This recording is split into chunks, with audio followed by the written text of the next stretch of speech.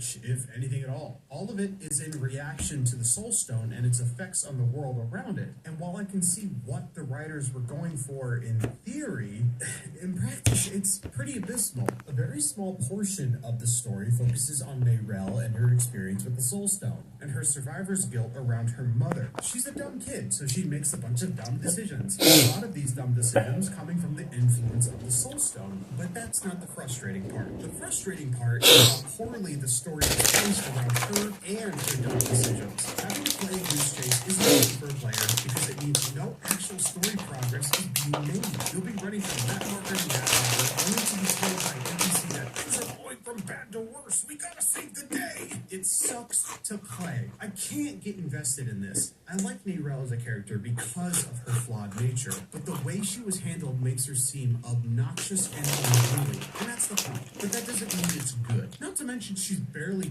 present in the narrative outside of speaking some chants. Nothing about the narrative experience is fun or enjoyable, and that makes me incredibly disappointed. Nothing I loved about the narrative from the base game is continued here because it doesn't focus on anything that was interesting about the original game's narrative, beats, or structure. I think that the end of the expansion was well handled for the most part because it's a pretty neat set piece, but everything leading up to that point did not hit any high notes. It's frustrating, plotting, and doesn't say anything. I guess let me spell it out for you this way. The story of Vessel of Hatred could have been told as a patch story because it basically ended how it started. Mephisto is still a threat, but now he's in the body of God instead of a soul stone. And it all ends on a stupid cliffhanger that doesn't make me excited for what's to come because, like, why should I care anymore? Was the whole expansion just to get to this cliffhanger? What was the point of any of it? It was just so incredibly mediocre that I really can't stomach any more of it. And I think the reason for that is because, like,